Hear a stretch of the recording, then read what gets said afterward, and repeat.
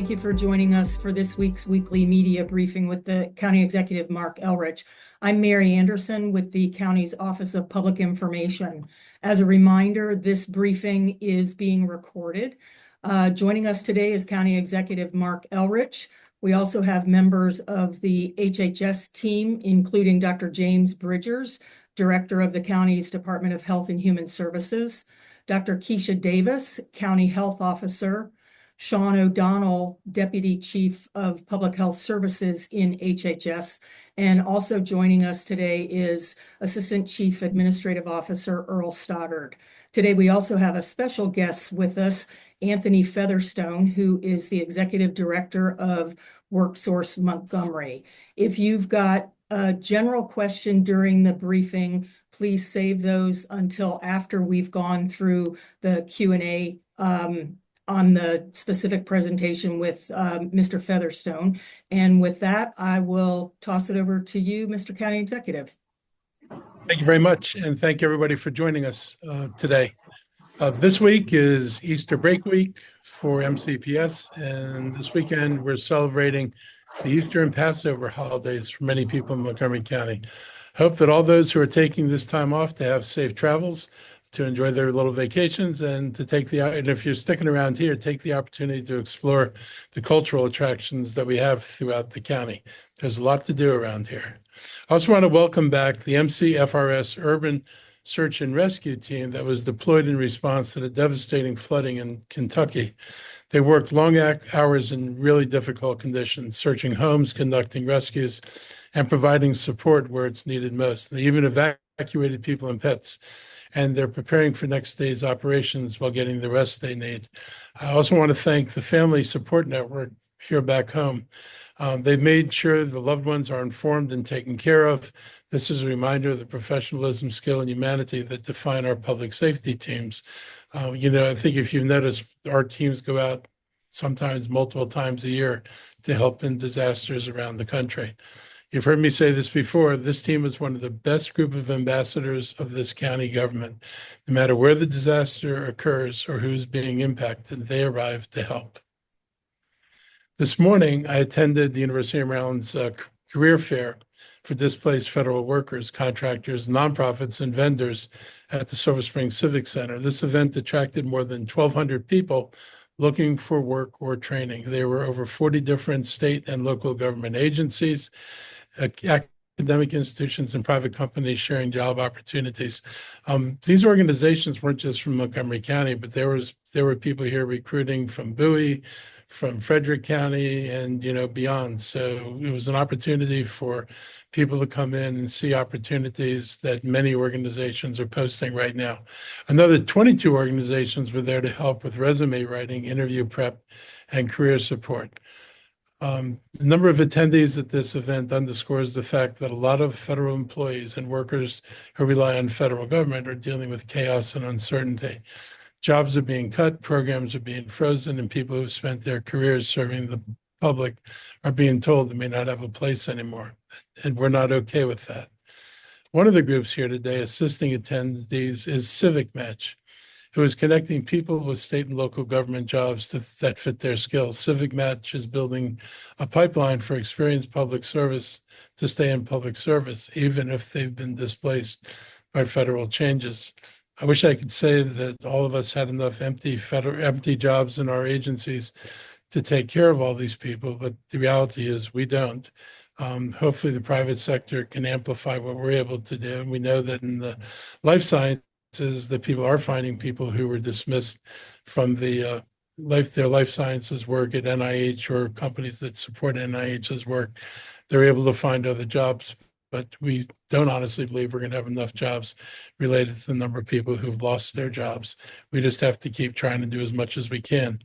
We also want residents to use our WorkSource Montgomery and our Mobilize Montgomery resources. These programs are helping residents build skills, update resumes, and find their way into jobs, whether they're just getting started or looking to shift careers. And we're identifying county positions that align with federal experience to help make the transition easier. I wanted to have Anthony Featherstone, the Executive Director of WorkSource Montgomery, join me again today on this briefing to provide an update on what they've been seeing on the ground at their career centers and at events like the job fair we're having today. So Anthony, thanks for being back on the briefing and for a strong leadership you've provided to WorkSource Montgomery at a time when so many of our residents are looking for job resources and training. So I'll turn it over to you. Well, thank you, Mr. County Executive.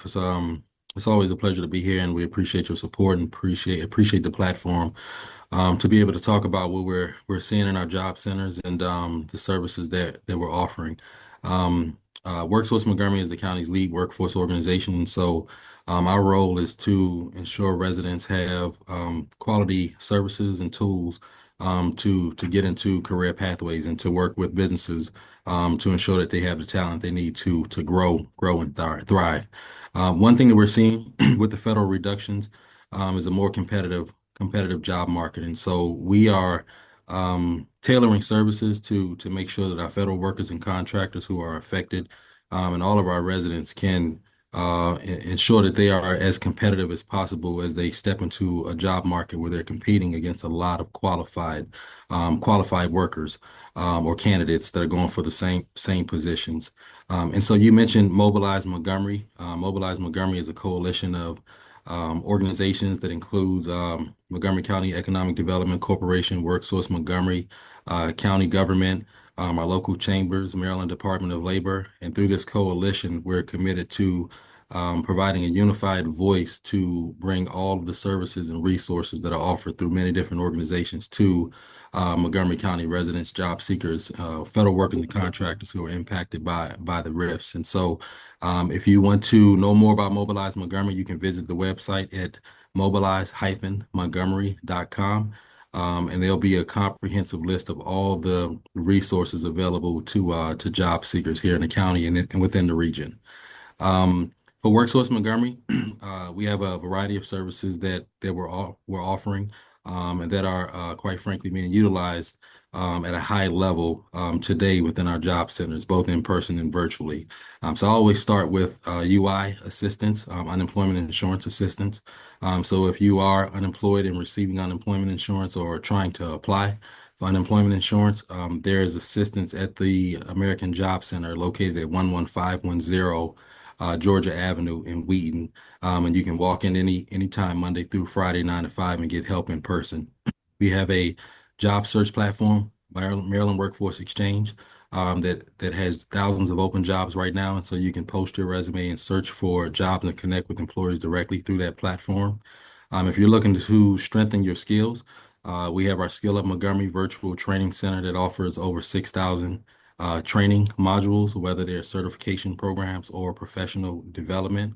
If you are unsure of what your next step is, we offer virtual career coaching and in-person career coaching. But through our virtual career coaching program, you're able to take an assessment as short as 6 questions or as intensive as 60 questions and figure out what your strengths, interests, work values are and figure out what the opportunities are here in Montgomery County and the region, as well as statewide. We also subscribe to the Google Career Dreamer platform. This is a new platform that was released by Google in February of this year. And it's an innovative tool that helps you take the job that you're doing, the job that you've done, jobs that you've done, and it helps you find the opportunities that are available today. And so it will take that information and actually do a job search for you and put those opportunities in front of you so you can put a quality application in to those employers. And I think lastly is with the job fair today in partnership with the University of Maryland and the Maryland Department of Labor, we are offering workshops and job fairs around the clock. And so all of our events for workshops and job fairs can be found on our calendar at our website. And so workshops may include professional headshots, customizing your resume, turning it from a public resume to a private sector resume, and job fairs from an industry standpoint or widespread job fairs. And so for all of our resources and services, we encourage everybody to visit our website at worksourcemontgomery.com or visit us in one of our job centers, most notably 11510 Georgia Avenue in Wheaton. And we're here to assist you and support you to find your next step. And so with that, Mr. County Executive, I'll say thanks again for the time and I'll turn it back to you. Thank you, Anthony. You've been doing really great work, and I appreciate everything you're doing. And I know what we're doing right now is not easy. Hang in there. Thank Any you. questions? Members of the media, if you've got any questions related to this workforce topic, please raise your hand and I will call on you. I am not seeing any hands up. Second call for any questions about workforce issues. You make sure I've got all the people on the screen. I think that's it. Okay, Mr. County Executive, or I'm sorry, we'll turn it back over to you. Yep. Okay. Thank you, Anthony, again. And I just want to emphasize just a couple of quick points. First, our media will publicize that for those going through job and income loss, it's a very difficult period of transition. If anyone is struggling with their mental health, we encourage them to reach out to our 24-hour crisis center, 240-777-4000, or you can dial 988, and that will also get you into the crisis center. Another news on local and emerging news is we know that federal immigration enforcement is beginning to ramp up. It was reported last week that federal agents from the Department of Homeland Security and the FBI have commenced what are being called wellness checks on the homes of migrant and immigrant families around the country. While you have not heard of any of these here in Montgomery County yet, I have serious concerns about why this is happening. First place, it's hard to take the concept of child wellness checks for immigrant children seriously because this is the president who separated children from parents and put them in cages. He has a long history of not being concerned about child welfare, and his policies in general show zero concern for child welfare. So the idea that you're doing this special effort for the immigrant children is touching, but it's also completely bogus.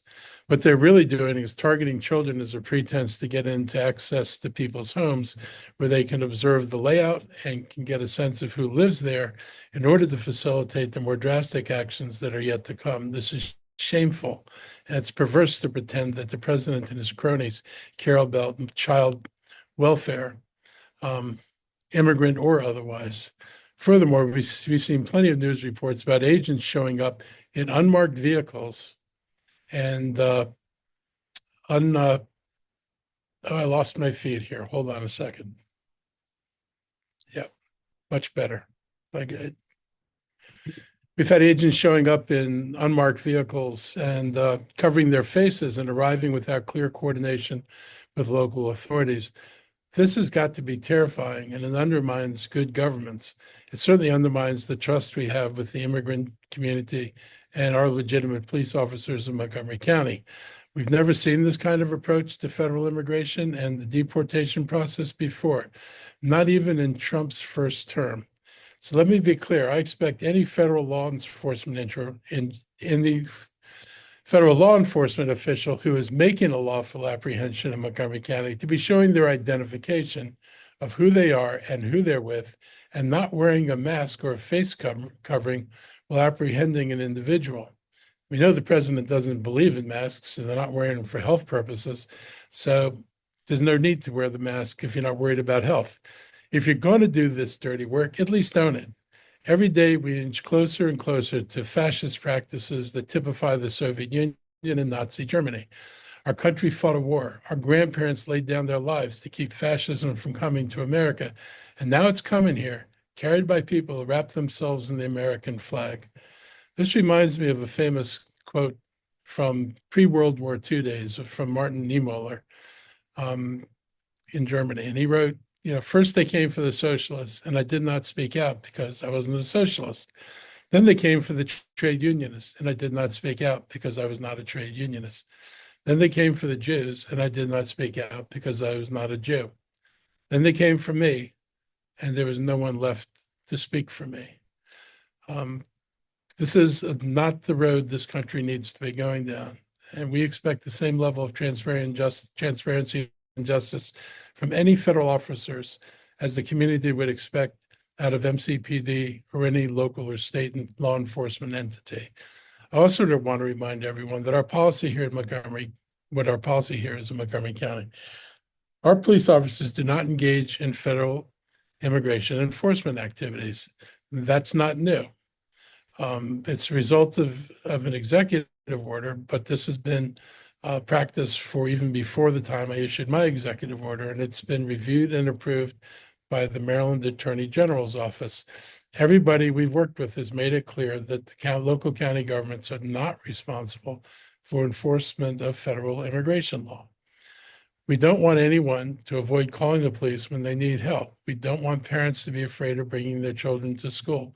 We don't want people hiding in the shadows because they're afraid of being targeted just because they're here. At the same time, we're not interfering in federal law enforcement actions. That's not our role.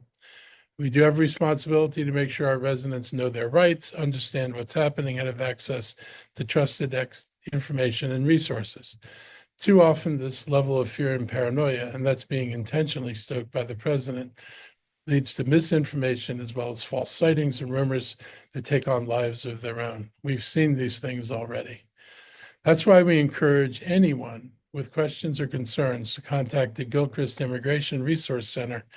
The staff there can help contact you with legal support, language assistance, and information about your rights under the law. We're a county that believes in protecting the dignity and safety of all people, regardless of immigration status. This April, we're celebrating Earth Month across Montgomery County, and we've already had some great events. We are marking the 10th anniversary of our Tree Montgomery program, which has planted more than 18,000 shade trees at schools, homes, places of worship, and throughout our neighborhoods. And later this month, we'll celebrate 10 years of Greenfest, our largest and most popular environmental event. These programs matter. They connect people to action. They show how local governments can support healthier communities and a more sustainable future. But I also want to acknowledge what's happening beyond our county, because this Earth Month comes at a very difficult time. We've already seen this administration dismantle parts of HHS, NIH, and FDA, and more.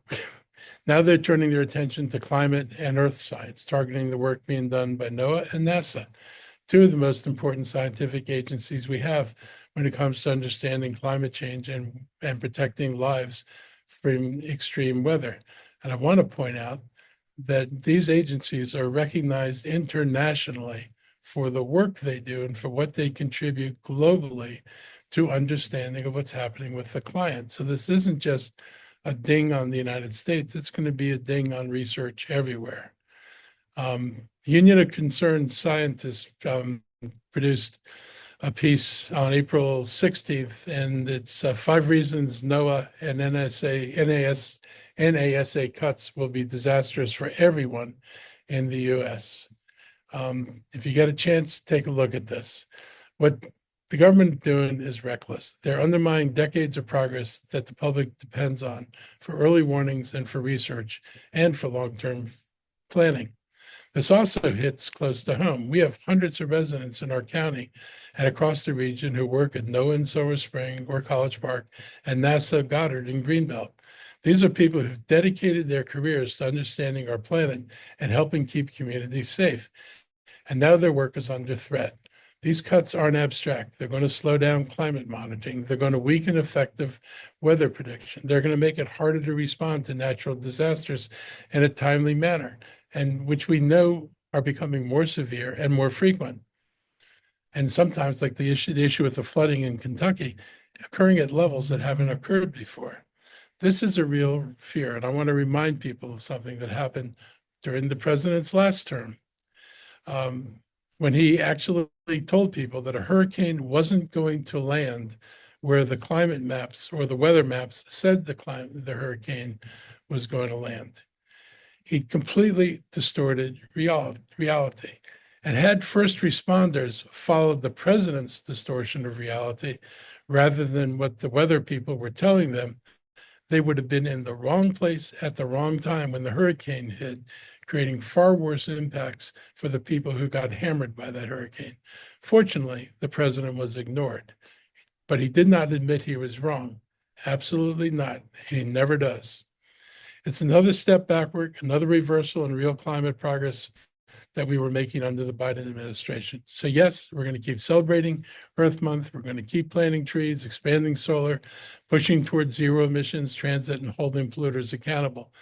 But we're also going to keep calling out the attacks on science and standing up for the people who do this work every day. If we want to build a future that's safe and sustainable, we're not going to do this by ignoring threats and refusing to learn and to stay silent while progress is being torn down. Silent is not something we're going to be. I'm going to turn this over to my HHS team for their update, and then we'll take questions. Good afternoon. Thank you, Mr. County Executive. We do just want to highlight briefly, I think folks know that April is Minority Health Month, and as you mentioned, it is also an Earth Day and Environmental Health Month, and want to highlight the interaction that happens between minority health and environmental justice. And in Montgomery County, we see that communities of color often bear a disproportionate burden of environmental risks, whether it's poor air quality, limited access to green space, or proximity to high traffic corridors or industrial zones. These environmental conditions can contribute to higher rates of asthma, cardiovascular disease, and other chronic health conditions in our communities. Health equity and environmental justice are deeply interconnected, and we can't close health gaps without addressing those pieces of where people live, work, and play. And our department is committed to working with community partners and agencies and residents, regardless of zip code, to make sure that folks have access to clean air, safe housing, and healthy environments. I also want to recognize last week was National Public Health Week, and so I want to thank the team. We invited Dr. Georges Benjamin to join us. And this weekend, in honor of National Black Maternal Health Week, we also had our annual Right from the Start event. Again, recognizing the disparity that exists within Black maternal health outcomes. In the United States, our maternal health outcomes are poor across the board when we compare to other countries across the world. Next behind us, and similarly wealthy countries, we are the worst, and behind us is Chile. When we look at those rates, while there has been some improvement in the rates overall for women, we have seen a worsening of the disparity for Black women, and they suffer 4 times the rates of morbidity and pregnancy compared to white women. And so we thank our partnerships, the Babies Born Healthy program, the SMILE program within the African American Health Program, for their efforts in addressing the disparity. And we applaud the efforts of our hospitals that are starting to see some promising trends in reducing Black maternal morbidity and mortality. With that, I will turn it over to Mr. Sean O'Donnell. Good afternoon. There are no public health updates on infectious diseases at this time. So I'd like to see if Dr. Stoddard has anything additional he'd like to add. I did have one thing. So this week marks National Public Safety Telecommunicators Week as well. And so I just want to give a shout out to our 911 operators who often do a critical job in our health infrastructure. And they also often go unappreciated for that work. It's a tough job. It's a stressful job. It's a job that you're talking to people during what very well could be their best day, and you hang up and you have to take the next call, and that may be the next person's worst day. And so it is a very difficult job. It strains our call takers a lot, and they do a really great job of making sure we get the right resources to the right place with great consistency. And so I just want to thank them for those efforts during this National Public Safety Telecommunicators Week. Dr. Bridgers, did you have anything to add? Sure, just a couple of points, Mary. Thank you so much. Just a couple of items to restate. Thank you, Mr. County Executive, for supporting the job fair today. I don't see Mr. Featherstone on, but in partnership with our public and private sector and WorkSource Montgomery for identifying those positions. I'd also like to thank Dr. Davis as well for helping to lead some of the identification of over 40 positions that we had available today for the job fair, many of them clinical in nature, but some program staff vacancies as well. And lastly, to restate that Montgomery County's Department of Health and Human Services is available for support for individuals who are experiencing a job loss or any life-changing event. Again, the number's in the chat box, but I will restate it: 240-777-4000. Thank you, Mary. I will turn it back over to you to facilitate the question and answering, or if Mr. County Executive has any other comments to make Yeah. before. I want to make some just a couple of quick comments before we take the questions. One is, I just want to emphasize the work done by our call center team. This is a place where if people are looking for work, we're definitely looking for employees there. So if you're out of work, this is it's a very fulfilling job. I'm not going to pretend that it's not stressful, but it's a very fulfilling job in the sense you really make a difference in people's lives. And for those of you who are mission driven to do that, you might consider getting a job at our call center. It really would make a difference, and it would help us relieve some of the load that many of our call center members, find themselves under. And I want to thank Dr. Davis and Dr. Bridgers, particularly for the work they're doing. I'm sure the reporters realize how many words that they used that they wouldn't be allowed to use under the Trump administration if this was a Trump proposal. The idea that you cannot look at why infant mortality is different for people of different races is insane. But it is the policy of the federal government. You can't do any research where the research indicates it's targeted at a minority or, frankly, women. So this kind of death of research that actually kills knowledge so that you're not able to do things that would make people healthier and make people's lives better is a bridge this country has not crossed before. We used to celebrate scientific advances and discovery. We used to celebrate NIH and all the work it does. And what this administration is doing is making a joke out of some of the leading institutions in this country and trying to destroy them, all for the same purpose. I've said this before. They do not want information. They do not want causes, because they want to make sure that if they find causes, they would be obligated to act on those causes. They want to make sure they don't find anything because they don't want to regulate anything. And so this is willful ignorance is what they're passing off on the American people. And it's amazing to me. I have a lot of Republican friends who are not that rabidly conservative and who have an appreciation and have always had appreciation for things like NIH and scientific research. And I wish more of them would speak out on these issues, because this should not be a partisan issue. It shouldn't be Democrats versus Republicans of whether or not we're going to do research on healthcare. This should be something that everybody does. So I'll stop there. Thank you. Members of the media, any questions for the county executive or members of our public health team?